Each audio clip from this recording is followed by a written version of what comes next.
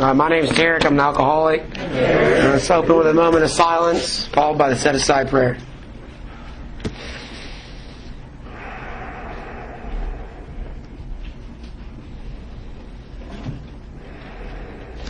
God, please help me lay aside everything I think I know about this disease, these steps, this program, this book, myself, and especially you, God, so I may have an open mind and a new experience with this disease, these steps, this program, this book, myself, and especially with you, God.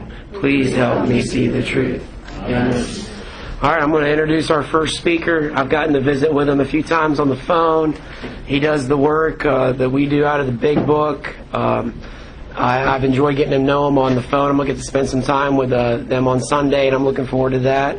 And I'm excited and ready to hear Adam's experience. So I give you Adam Andrew.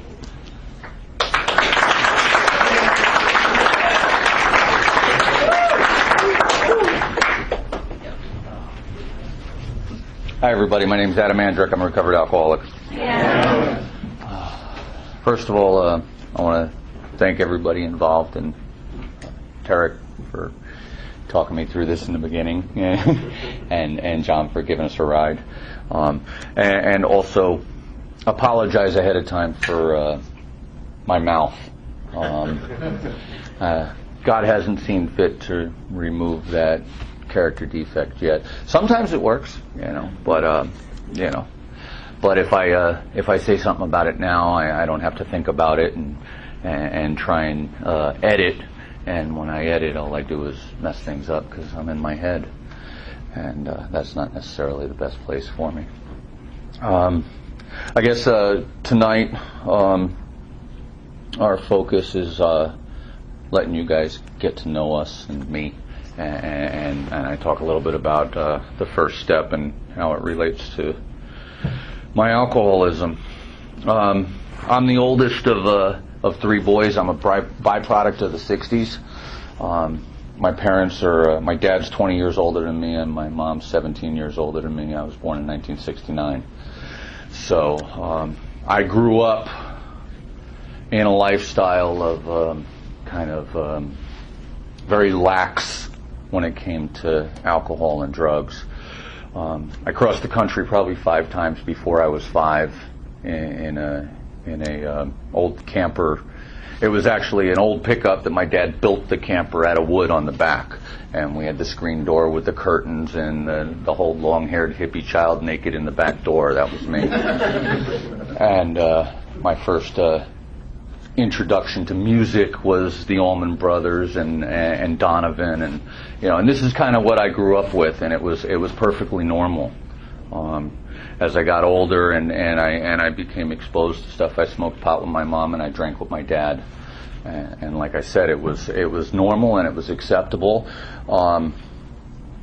and I didn't see anything wrong with it, because also I grew up in Northern California, and all the kids that I grew up with and all my friends were the same kind of kids that I was. Their parents were the same way.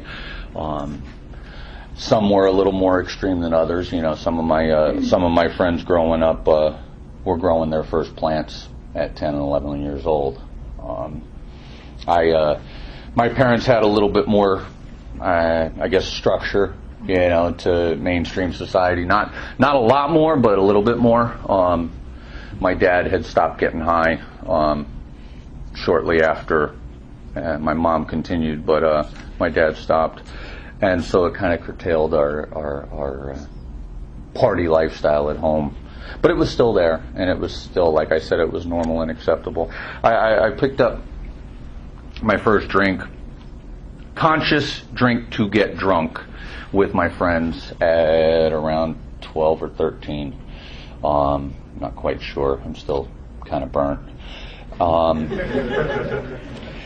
And it was 2 gallons of red wine and 5 beers, And there was about, 5 or 6 of us, and we all went down to the railroad tracks and hung out at a construction site and proceeded to get wrecked. It was most of us, it was our first experience altogether. I went to a very, very, very small Catholic school. Our graduating 9th grade class had 17 kids in it. So we all grew up together. We all did the same things for the first time together, and like I said, this was a normal thing in my life. So I never perceived what I was doing as abnormal until later on. I also want to say that, growing up, I was born in New Jersey, and we moved out to California when I was real young. I was about 2 years old, but the entire family was still on the East Coast. So my whole childhood was back and forth and back and forth. We never really lived back here, but we were always coming back to the East Coast.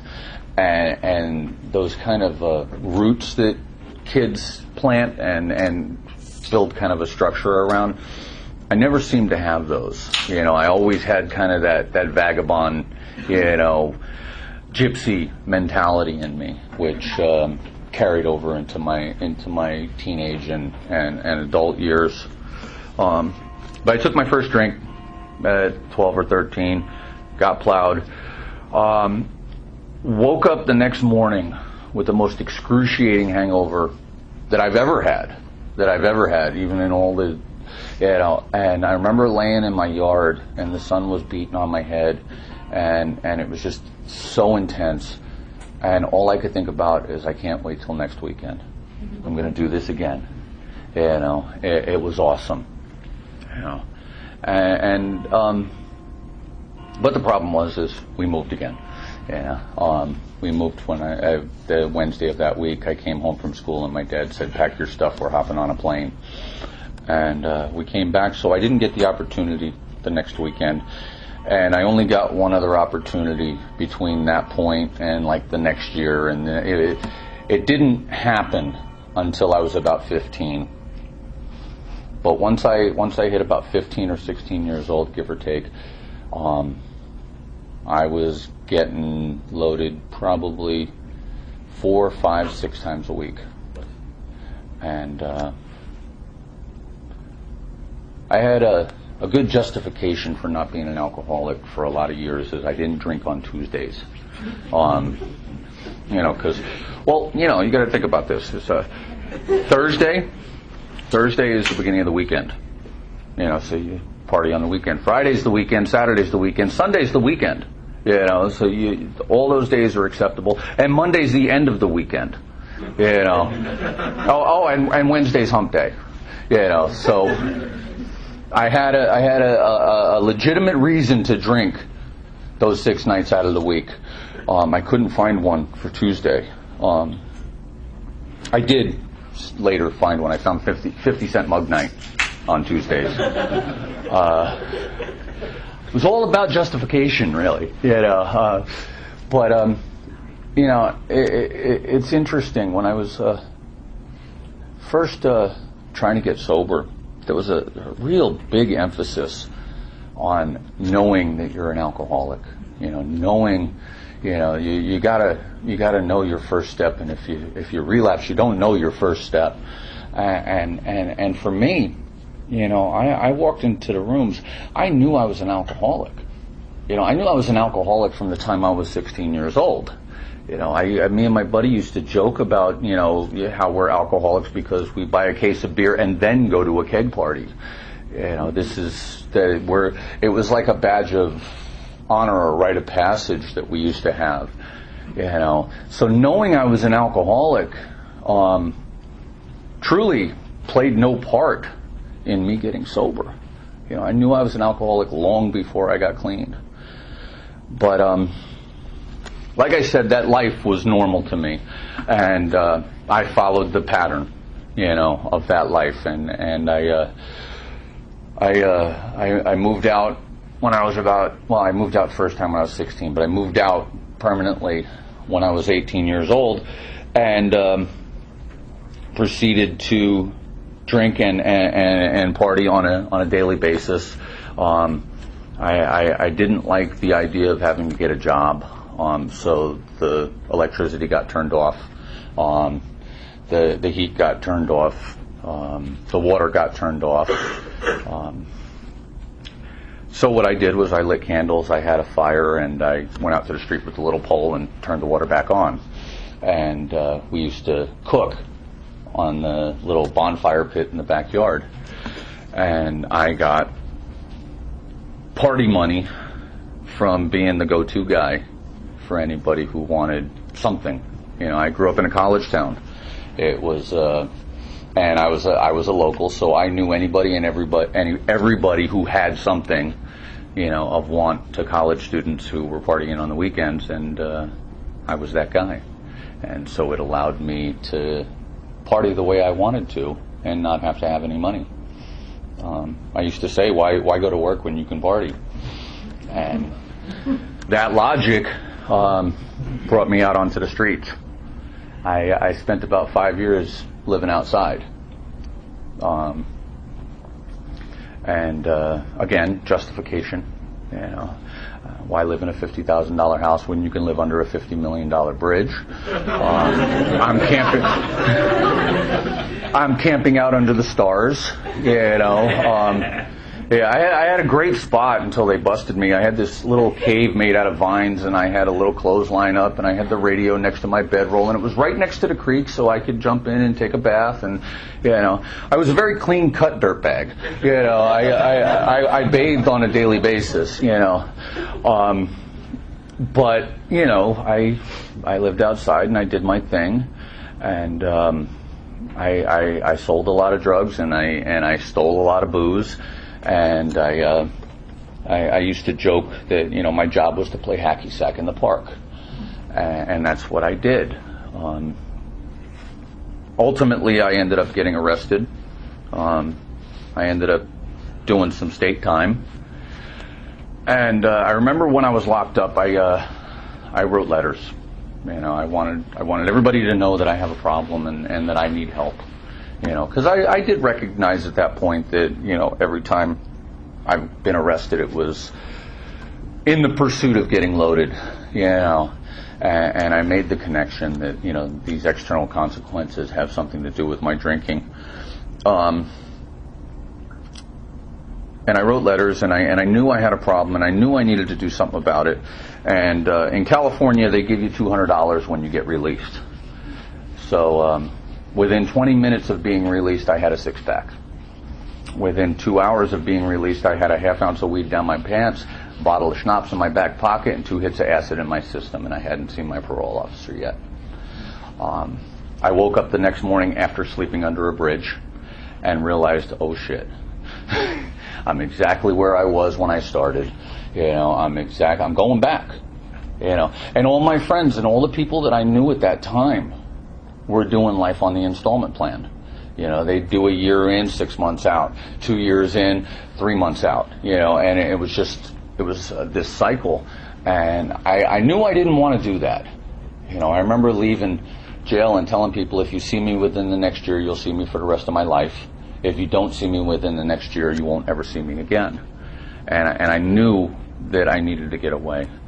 And I took a geographical cure. It worked, but it took a while. Okay, I moved to New Jersey, and my theory was I need to go where people work. Well, because up until this point, the idea of a hard day's work was sitting on an inner tube with a keg floating behind me. That was, that's what we did. We grew pot, we cooked speed, we sold acid, and we went inner tubing with a keg floating behind us, and that was our life. And so I had to go to the East Coast. I came to New Jersey. My mom was here. She was in Alcoholics Anonymous.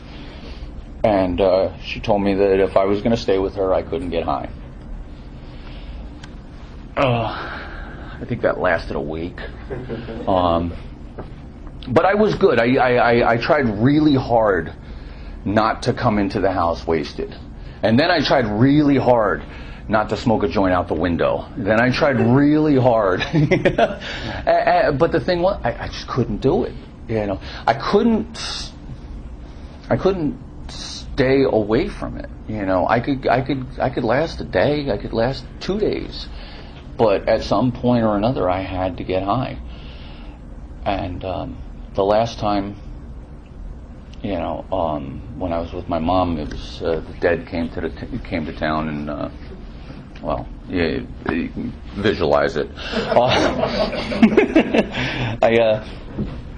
I went to the show, and I woke up on a park bench in the backyard, and the landlord got me, and my mom threw me out and said either you got to get out or you got to go to detox.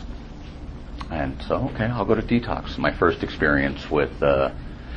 real experience with Alcoholics Anonymous, because I'd been to NA a few years before with a buddy of mine who I was showing support for, and I went when I was on 2 hits of acid, and I found the people who smoked the pot in the backyard, or in the back behind the building. But I went for support, and but I went to detox, and I asked my mom, how long does it take? She goes, 3 to 5 days. So, after 3 days, I told my counselor. My mom said I could leave after 3. And the one thing that struck me when I went in there was they gave you that test. It was like 10 questions, of what makes you an alcoholic. And I answered 8 out of 10 yes. And my counselor asked me what I thought of that. And I said, well, maybe I'm a potential alcoholic. And I really believed it at that point. I really believed that, because of these 2 things that I don't do, that only qualifies me to be potential. I don't really need to stop. I spent probably another 2 years of actively partying, because I wasn't getting, it's weird because, there were tremendous consequences that came along with this, but I never really viewed them as consequences because they seemed normal. Everybody that I hung out with, up until this point in my life, I don't want to say, it sounds wrong, and I don't know how to articulate this right, but they were less than, in a sense. They were of a lower, they'd been there longer, I guess is the best way to put it, because I wasn't any better than them, but on the outside I did look better than them. And so I had these people that were my role models, and the people that I looked to as to what was acceptable and what wasn't, and they were so far down past me, I hadn't gotten there yet, that I'm fine. I'm okay. I'm eating out of a garbage can, but it's okay because I don't look like Ziggy over here. He's got things growing on him. So eating out of a garbage can isn't that bad. And the same thing happened when I came to New Jersey. I still hung out with people who were worse off than I was, and I was able to justify a lot of my use. But it got to a point where I was with this girl, and she had finally left me. We were supposed to get married, and she backed out, which is probably one of the best things that ever happened. But I got extremely depressed. I'm in this apartment alone with these 2 cats, and I'm trying not to drink. And I'm making it through the day until about midnight. And then at midnight, I got to go to the bar. I can't make it any further. And then I'd close that bar, go to another one, and bring those people back to the house and stay up until the morning. Because I have this allergy. We were talking about this earlier. I have a craving. Once I put booze in my system, the booze tells me when to stop, or something external tells me when to stop. Either I drink until it's done, or I drink until I hit a wall. And sometimes it's figuratively the wall, and sometimes it's not. But I don't stop once I start. But the thing is even when I had moments of abstinence, I was incapable of staying away from it. Because booze was never my problem. Now, I heard this years ago, and it really clicked with me, is booze was never my problem. Booze was my solution. It did for me what I couldn't do for myself, and I couldn't function in the world without it. I was a round the clock daily drinker, and at certain points I did that whole shake thing, but I was young. I was in my early 20s, and so I bounced back relatively quickly. I probably felt like I was 40, but I physically could handle this to a certain degree, but emotionally and mentally and spiritually, I was just wrecked. I eventually got to the point where I was on parole, and my PO was going to lock me up. I got a dirty test, I got a petty theft, and a drunk driving charge, all in the same month. And I went to my PO and I said, I need help, I need to go to rehab, or I need to go to whatever. And she sent me to this place down in New Brunswick, which is like this real hardcore TC. They shave your head and make you wear a diaper and things like that. And I know me, I know me. I'm not, you don't have razor wire and the doors aren't locked, I'm not staying in a place like that. So I called her and I said, either lock me up or give me another day. Me questioning everything right from the gate, But that's really how I felt at the time. So she gave me another day, and I ended up going into the Salvation Army. And for all its faults, the Sally did one thing for me that saved my life. I bitched and complained all the way through that place, but it did save my life. They told me, you got to find God in order to get sober. I didn't buy into their brand. In fact, I fought it tooth and nail. They used to make us wear a jacket and tie to chapel, and they were telling me I had to cut my hair. I had hair down the middle of my back at the time, and and I fought it tooth and nail. I had an old tie-dye button-down shirt that I used to wear to chapel with the tie, and it was, I had to stand out somehow, and I had to say, no, I'm not like you guys somehow. And then I left the 90-day program after 89 days. Good alcoholic that I am. But I went into a halfway house, or not a halfway. Yeah, it was a halfway house.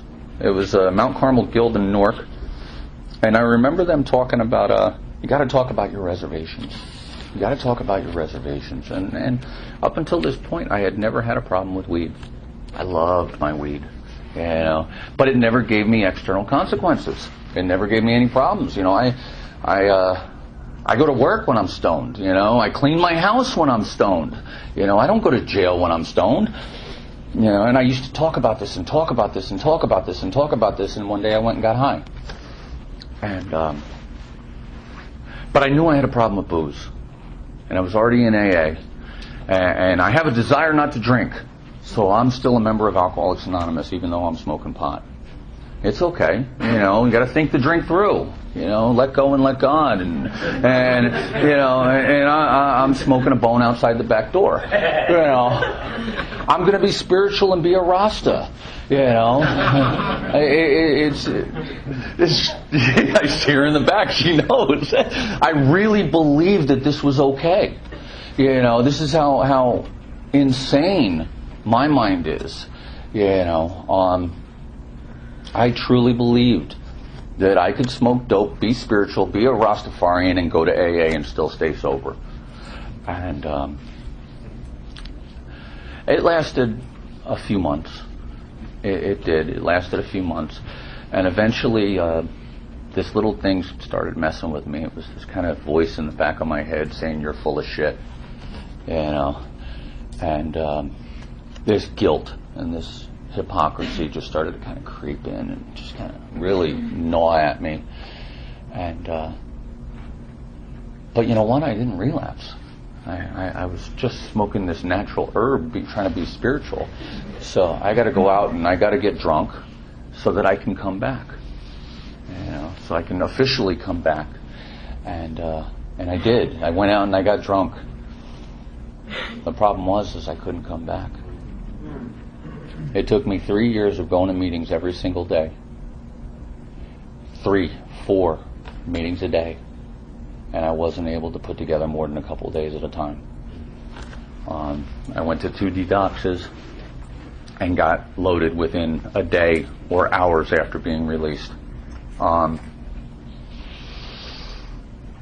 remember I I was sober 3 days and I met Carrie. And she was, we were talking about this before earlier about prayer and medication, and she was working that kind of program. And and she had a mohawk and combat boots and a hippie skirt. And I was like, cool. You know, I'm there in my overalls and no shoes and a tie-dye, you know, and we fit. And everybody told us to stay away from each other. And we fit. And we ended up getting together, getting this apartment in East Orange, New Jersey, which is serious hood, you know. And we lasted a little while. It was a couple weeks. No, it wasn't a couple weeks. What? 2 days after Pink Floyd. 2 days after Pink Floyd. Okay. But we were on our way. We went down to this NA meeting down in East Orange. And if we can't find this meeting, I'm going to go get loaded. You know, we found this meeting. Damn. If they don't open up this meeting on time, I'm gonna just go out and get drunk. You know, if this guy says greasy crackhead one more time, I'm going to go get high. You know, and he did. You know. And so we proceeded to get drunk that night, and that was the last run, God willing, up until this that brought me back in, and I got to try Zima, which was you know, but I remember, you know, again, this is once I start. You know, there's no stopping. I can't stop me.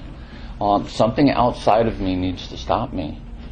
And I remember crawling out of a basement on September 6th and feeling like my brain's been run over by a truck. And walking down Kearney Avenue in Kearney, New Jersey, thinking, God, I'm here again.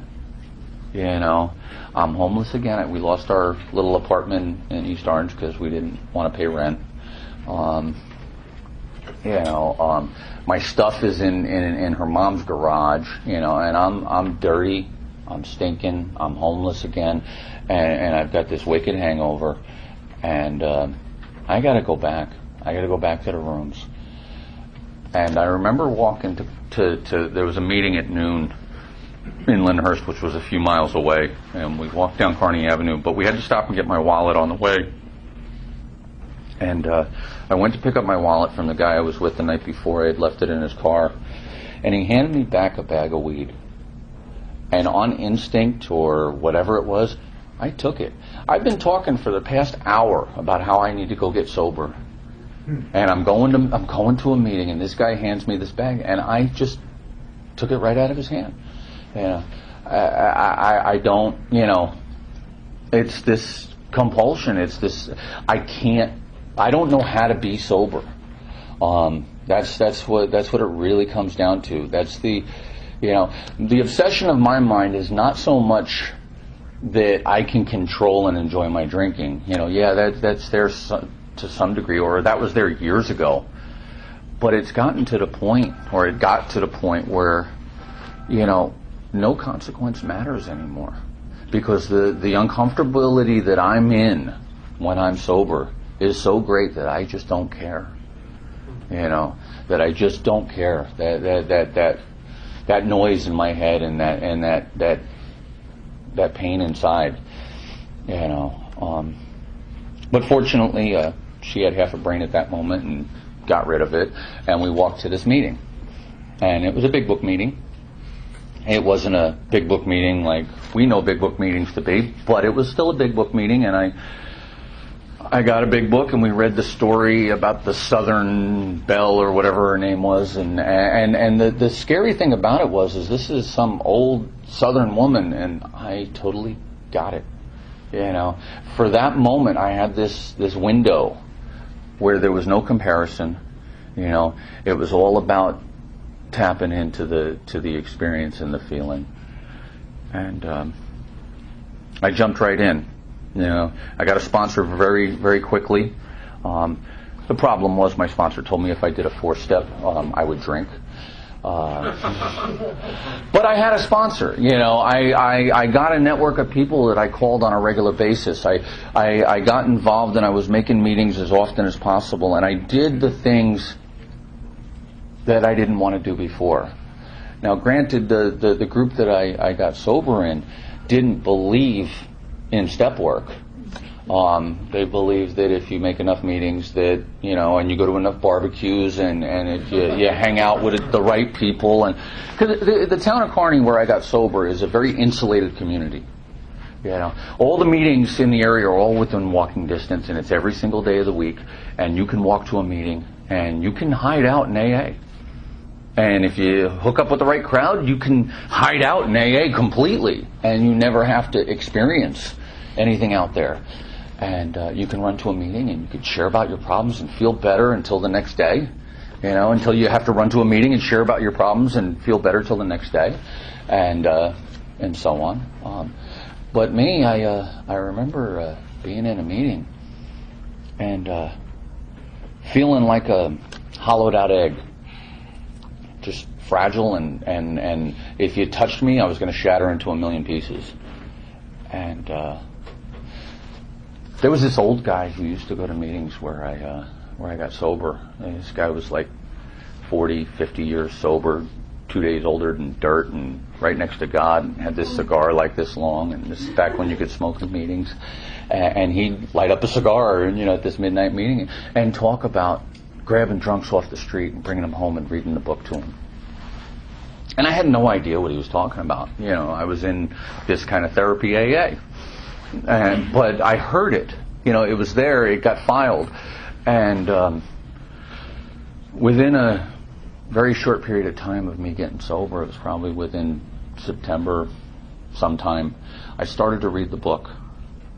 And I read in the beginning that this is the basic text of our fellowship. And that clicked. God graced me with a moment of clarity. And it registered, and it made sense to me. I have no idea why, but it just did. And I started to read it, and I started to do the things in there that it asked me to do. And I remember my sponsor telling me to put away my notebook, because you're going to drink if you do this 4-step. And I told him, I said, I'm drinking anyway. What is it going to hurt me? It's the only thing I haven't tried so far, And I finished writing this garbage inventory. I mean, it was 90% lies, but it was as honest as I could have been at the time, It really was, truthfully. And I brought it to him, and we sat down one afternoon, and I shared it with him. And it was the first time in my life that I didn't feel like the nice guy who drank a little too much or the biggest piece of shit on the planet. I found some kind of balance with who I was. And I remember I did the steps all ass backwards that first time. I started off with 10. I started looking at 10 and 11. I started looking at my day, then looking at the defects, and then writing them down, and then looking at them. Do I want God to remove these? Yes, I do. God, please take them away. So I'm doing 10, 11, 6, and 7, and I'm writing 4 at the same time. And you know what? I started to get a feel for this thing. I had no guidance, but I was reaching around in the dark, and I was reading the book, and like I said, it was making sense, but it wasn't, because I still got this alcoholic brain, I still got this screwed up mind, but it was making some sense, and that experience has always brought me to that line in there. It says, God doesn't make too hard turns for those who seek, because you can do this all ass backwards, and it can still happen. I truly believe, and it's taken me a long time to get to this place, but the methodology doesn't matter. It's the intent and the fact that I'm truly trying to seek God. And God comes in and will tap you. Because He did it for me. I did my best to make all the amends that I was aware of at that time, and I completed that first round of amends. I probably was less than a year sober. Probably maybe 6 months, 9 months, because I did that first inventory at 4 or 5 months, whatever it was. I started it. It took me 2 months to write it. I walked around. I had 160 names on my resentment inventory. I won't do that to newcomers anymore. I kind of, if they're okay and they're writing like that, I don't mess with them. But if they're starting to kind of stumble or act out or do whatever, I give them a time frame. You know what I mean? You know what? You can do it again in 6 months. You can do it again in a year. 160 names to write and sit in inventory really sucks. It truly, because you're miserable through that. And it's a long ass fifth step too. But like I said, I did this, and and then we moved and we met some people who had this. They had experienced this, and I learned how to read the book. The way it was, the way I learned I don't want to say the right way, because that's I don't necessarily believe it's the right way anymore. But I learned to read it the way Joe and Mark do.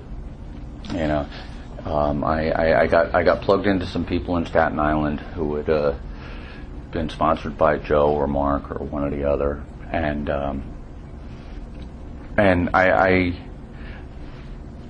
I had a new experience with this, and I started to do it again. But again, the gypsy in me, I moved, and I lost that connection to those people. So what we did is we started grabbing wet ones. We started grabbing the relapsers, the people with 15 years in AA but never getting sober, and bringing them back to the house and reading the book to them and sharing this experience with them. Because I went back to that area that doesn't believe in the steps, and I had nobody to bounce stuff off of. I had no sponsorship line. I had nobody to hold me accountable on any level. So what I had to do is I had to take guys through the work in order to do that, to get that aspect of my program, my fellowship. And so we started our house meeting. And that's how it began. It began out of necessity, but it evolved into something really cool. At 4 years sober, I stumbled across a group in Bernardsville, New Jersey, and I asked a guy to be my sponsor who had like 20-something years, and he'd been doing this for a long time, and he's the one who actually gave me the real meat to this book, and he showed me how to do it, quote unquote, the right way. I like I said, I've since changed my view on that, but he gave me the mechanics, and the mechanics in that book to me are very important. But what happened, and I'll quickly share my experience on it. I was raised a good Catholic. I sit, kneel, stand. I say the response. I know the prayers. I'm watching Stigmata a few years ago, and I'm saying the responses out of habit to the priest on the TV. That's the kind of, that's what I was raised with, and I became very attached to the method in that book. And the way you're supposed to do it, and the right way to do it, and dot the I's and cross the T's, and do my nightly review at this time, and wake up and have my nightly review and my prayer meditation in front of me, and I'm doing this perfect. And I got crazy. I really did. I got crazy, and I got sicker. And I'm looking at these people in my home group, and they all seem happy, and life is awesome, and I'm friggin' miserable. There's something missing. There's something wrong. And I don't, like I said, I don't blame my sponsor. I blame me for it. But he asked me when I first asked him to sponsor me, he asked me to set aside everything that I know. And what I did, well, what I should have done is I should have taken what I knew up until that point in my experience and put it on the back burner, and had an open mind to go through to work with him. But instead, I threw it out. I just threw it away. And what I had been doing for those first 4 years was working. there was a spirit behind what I was doing. I didn't have the mechanics from the book the way they're laid out, but I had the spirit, and I threw that spirit out, and I got this very rigid, fundamentalist kind of big book message, and since had to make a lot of amends for that period of time in my life. Because I was the kind of guy I'd walk into a 12 and 12 meeting with my big book under my arm and point out where they're doing it wrong. But I threw out all the spirit, and I got the mechanics, and I went crazy. And I remember sitting in my office one night, and my wife walks in, and she says, "I want a divorce." And I'm like, "What?" Totally blown away. Truly, I had no idea. In hindsight, she had told me along the way that this is going to happen, but I was totally blindsided by this, and I was clueless. And I sat down and I wrote my nightly review that night, and my sponsor came up, my wife came up, somebody from my Steel on Steel came up, and her best friend came up. I said, "Oh shit, I'm screwed." The people who are closest and most influential in my life are on my nightly review, and I hate them right now.